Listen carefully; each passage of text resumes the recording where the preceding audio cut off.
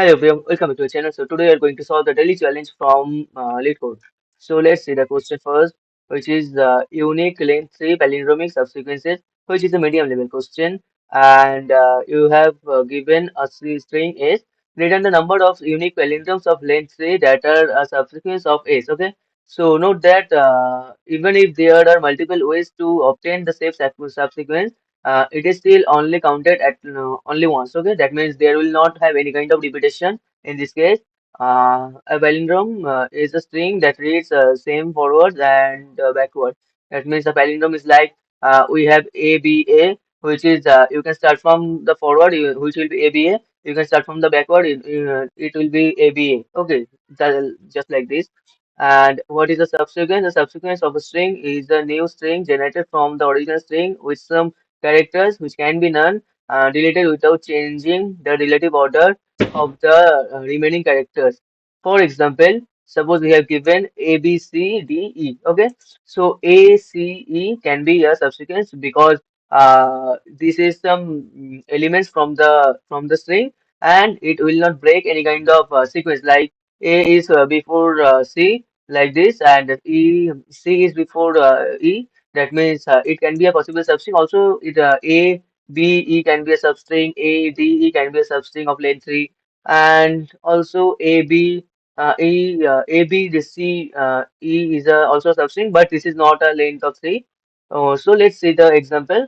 Uh, so as per the input, you can see is equal to A, B, C, A, and the output is 3. How can the output can be 3?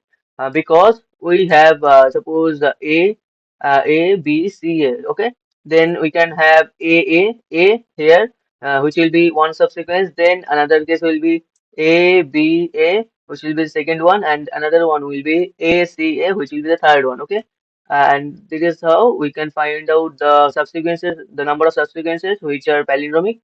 Okay, so the example 2 is you can see that ADC, and as well you see that we don't have any subsequences which is palindromic and the length is 3. So that's why the output is 0. And here you can see another one is BBC, BA, and we can find out that we should take the first element, first character element, and the last index element, then of a unique character. Then we can find out how many unit strings are there between these strings, between these characters. Okay, in between B and B, we can see that we have B a unique character, C a unique character, B not a unique character. We have taken already. Then A is a unique character. Then B is already taken by calculating, and we can say that we have three type of what? Three type of characters. Three type of unique subsequences which are palindromic of length 3 is 3. Then we started from the A. Okay, let's start from C. You can see C only has only one character, so that will not be counted. Then we can check the A, which can have a last index at the last index of the array. Then we can check the unique element between them is 1. Between them is B. So we can increase the count by 1. Previous it was 3. Then after increasing by 1, it will be 4. So that is how the thing is working. So we need to solve this problem. So as I told you that we can find out the first in first time when the character is appeared, and the last time when the character is appeared in the array. Then we will check the unique characters between those between the range of the character. After that, we'll just add it to our answer, and we can find out the value. So without wasting time, let's write the code. So first of all, we'll take n equal to s dot size, which is the size of s. Okay, okay. Another one, let's take the answer equal to 0 at the initial. Okay, so let's have some vector array, vector character, not character, intuitively preferable because we are just checking the indexes. We have taken in 26, and in max. Why I taken into max, I will tell you later. Then last of 26, maybe -1, maybe. Okay, you can take any kind of value. So we'll just fill it up that when the A is in this example you can see when A is appeared for the first time and the last time, when B is appeared for the first time and the last time. That is how the first and last array will be checked, and after that I will tell you. Let's do it as soon as possible. I equal to 0, I greater than n, I plus plus, then let's take the first of is of I minus a, which will give us the, this will give us the ASCII ASCII value minus this ASCII value, which will be the index of the which will lie between 0 to 26, 1 to 26. So that is how we'll count everything. So like that, we can find out the minimum between int, not int max, between this one and the previous. Okay, okay, okay. I'm telling right now. Okay, so why I have taken the minimum and why this first? Because for the first time you can see in this example that we have a in this case. So when we'll just first time encounter this element, we'll just first of a equal to first of 0 equal to will be 0, but after the second time it will be increased by 1 because we have not checked that it is already visited in the first time or not. So for that case we just use the minimum, because that means this is the minimum.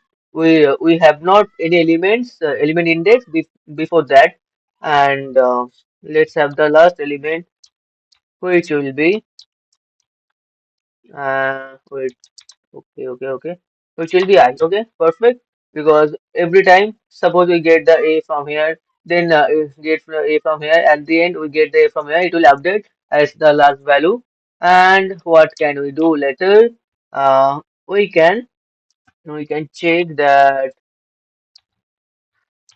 for every value between the 26 characters, we can check that if the first of I is less than the last of I. Why I'm checking that? Because without this, we cannot have the length of 3. We will have two same characters at least to get the minimum, meet the unique characters, right? So then after that, we can use unordered set, because we don't want any kind of repetition, unordered set, and maybe it will be a character. Let's have the name as unique chars. Okay, so let's have let's take the first dot begin. Okay, first dot begin plus what? Plus what? Plus the first of I plus 1, because we just use the first element. That's why I am taking this. After that, first dot begin.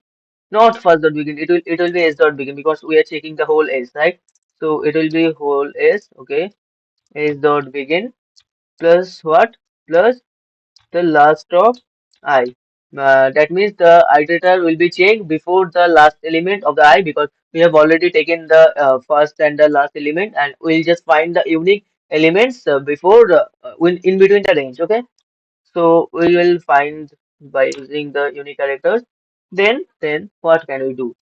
We can add the size as the answer. Okay, that means in between A and A, we have one, two, three different characters, different unique characters.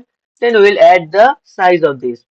Okay, let's have this unique characters dot size, and we just add it to your array answer. Okay, and after that, I hope everything is done. We are good to go, and let's run it after returning the answer. Okay, let's see, is there any kind of errors or not? Okay, wait for a second. I am getting a runtime error. So why we're getting runtime error? Let's check. I think we have done something wrong here. This will be minus, and let's run it again. And let's check for a while. Wait for a while. Okay.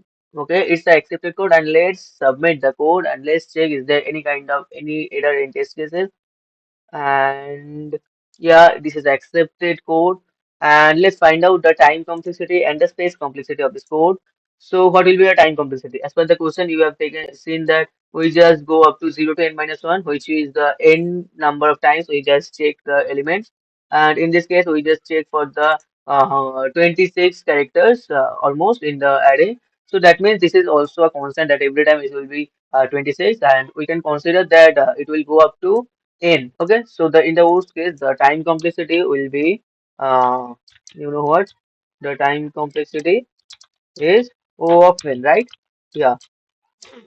So what is the space complexity? As per you can see that we have not take any kind of linear, exponential, any kind of extra spaces. So that is why we just consider that this is will take as a constant space complexity, which will be we can consider is O of 1, and that is it. I hope you guys have understand this code and this problem and my approach. So thank you guys for watching this video.